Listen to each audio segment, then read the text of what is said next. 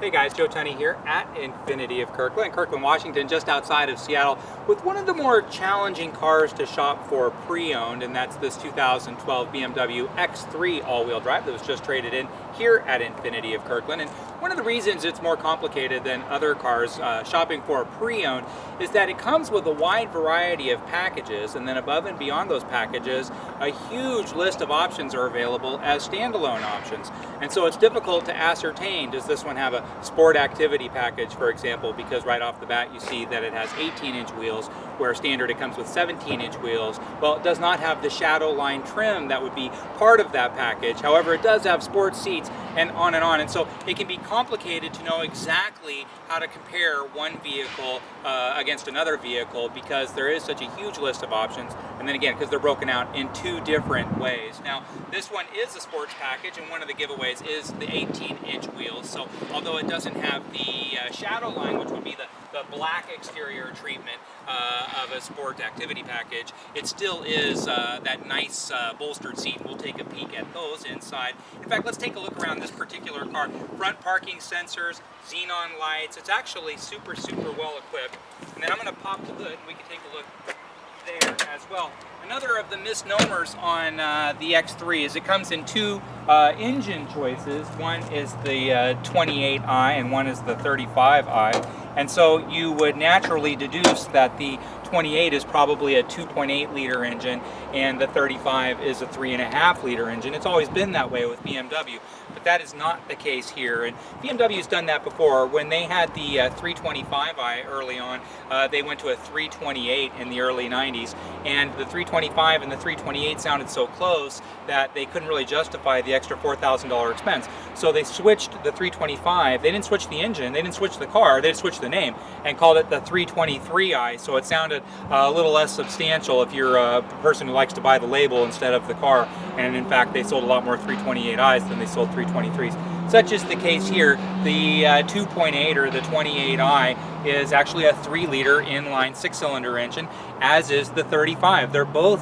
3-liter inline 6-cylinder engines, and by inline I mean all 6 cylinders are just in a single row, as opposed to a V formation, which is more typical. Inline 6-cylinder engines have been around forever. They're considered one of the more popular 6-cylinder applications as far as balance and torque and what have you. And for an application like this, it's actually really good. It's 240 horsepower standard, and then if you get the 35i engine, it's a turbocharged engine with 300 horsepower. But for most people, you're not really going to feel the difference for 99% of your daily driving. Under full throttle, you can feel the oomph of that turbocharger. But for most driving, this actually drives really well. And then colors, they always have them in German. It's space gray. It says space grau metallic, but the space gray is the exterior color here. And then jumping inside, let's take a peek. There's your xDrive 28i. xDrive is just BMW's version of all-wheel drive, and it's on all of the time. And so in Seattle, in this market here, we get a lot of instant weather. On a day like today, it can just start raining and then be perfect 2 seconds later. And so no matter what the situation, this adapts to your driving situation, and you never even know if the all-wheel drive is getting full all-wheel drive traction or not. It just drives really well all of the time. Now, I mentioned that the seats have the sports seats, and so you can tell by the forward leg extensions here, and then the side bolstering is a little bit more substantial in the sports seat than it would be in a non-sport. Now, this one's set up. This one's a little bit far back, so I'm going to leave it in a position that's more comfortable for me. And the steering position is actually really good on this, and it does have heated steering wheel as well, and then it has telescopic steering, which is a nice feature. This is a premium package, so it has a wood interior, leather interior, and a panorama roof, amongst other things. Stock, these actually come with vinyl seats, which seems a little bit silly, but it's actually popular not just with German cars, but even Infinity now in our new Q50 has vinyl seats standard, but these are in fact leather.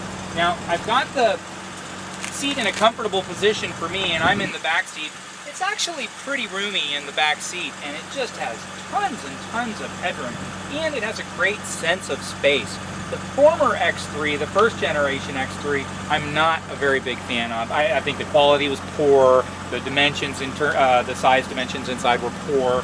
Where this feels, it looks really nice, it feels very classy and elegant, but it's super spacious. And then the fit and finish and the materials are a million times better than they ever were before.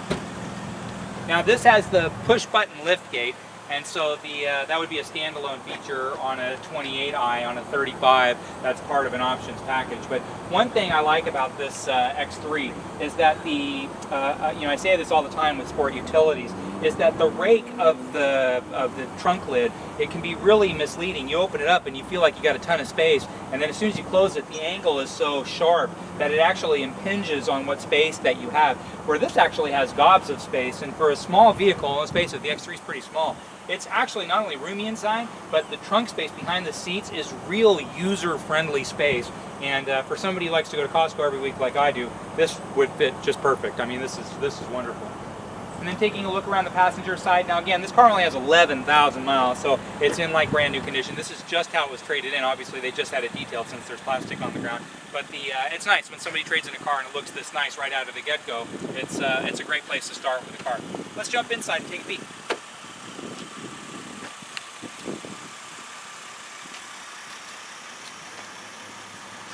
Now, this car is already running, and it sounds great. It sounds quiet. In fact, I'm going to give it some throttle.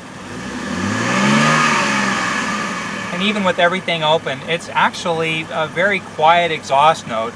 And so, yes, it's a sportier vehicle. 240 horsepower is nothing to sneeze at. It's actually pretty powerful.